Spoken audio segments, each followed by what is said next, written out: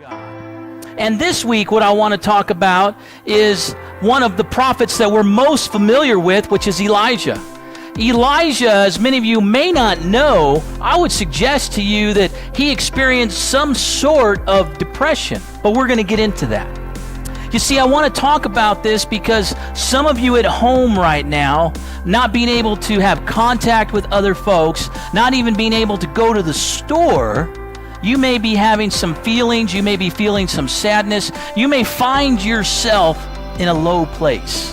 And I want to speak into that this morning because God's Word speaks into that. Let me give you a little bit of background. Previously in chapter 18, what we saw was we have Elisha, and he comes into confrontation with the prophets of Baal.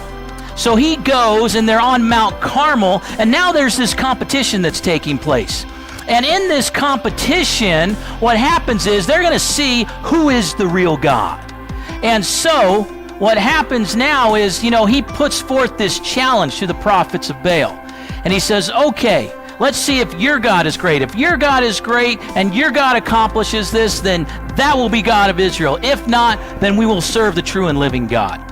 So long story short, obviously their prophets fail. And what happens is Jehovah God, he prevails. And then the Bible says, then Elijah became afraid.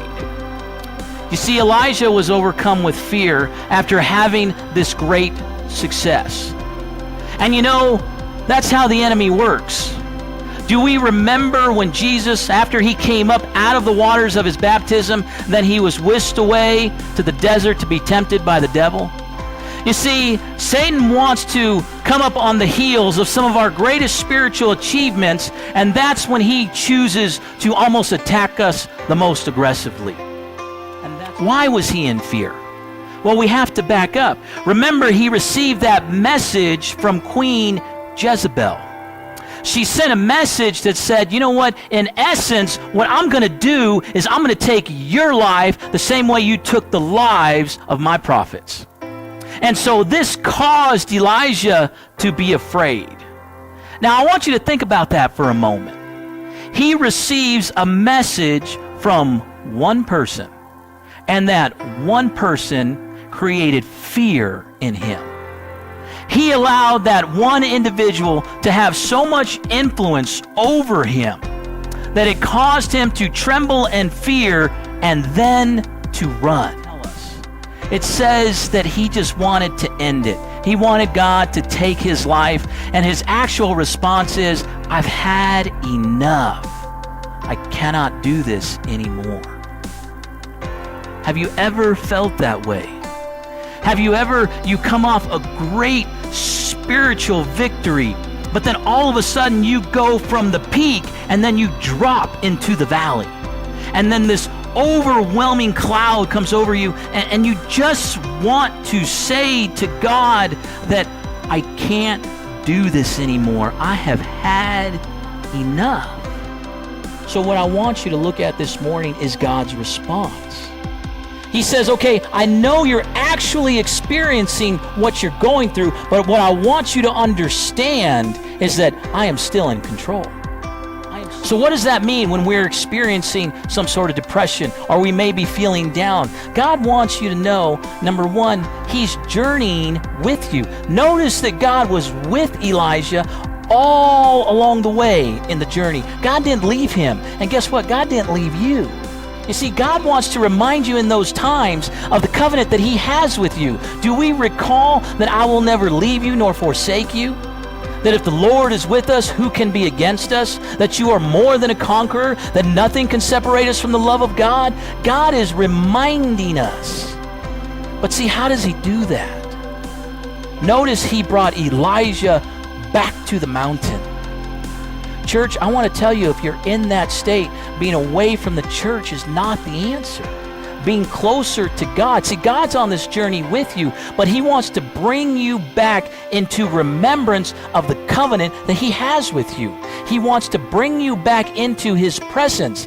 Church, if you're out there on the fringes, he wants to bring you back to the assembly. He wants to bring you back to the church. He wants to bring you back into worship. because he cares about you and he loves you. And God is reminding you, you're not alone. You're not out there by yourself. You have a whole body of Christ that is ready to stand alongside you, to walk with you as the hands and feet of Jesus. You see, that's what we have to remember. You see, the Bible doesn't say that depression isn't real. As a matter of fact, God recognizes it, as we see here. You see, sometimes we think in our minds, oh, if I can only be one of the great Bible characters. Well, hey, guess what? This is one of the great Bible characters. These are the people that God used. People who have flaws, people who had struggles, people who had emotional struggles like Elijah did. And he still uses them, and he can still use you. You see, one of Satan's best tricks is that when we are in our low place, he surrounds us with sounds of the world. And I would suggest to you that because we're in that state, then we're surrounded with sounds of, well, you're a failure. You're no good. You're never going to make it. You failed once, you're going to fail again. Yeah, you may have had this victory, but that's the only one you're going to have. You see, that's what Elijah fell into. He fell into the trap of hearing this one person. Don't let that one person, no matter who they are, have so much influence over your life that it distracts you from being in tune to God. Because what God wants you to hear is that, you know what? You are my child. You are victorious. You are my love. You are heirs. You are joint heirs with Jesus Christ. And you have already overcome the world if I am inside of you.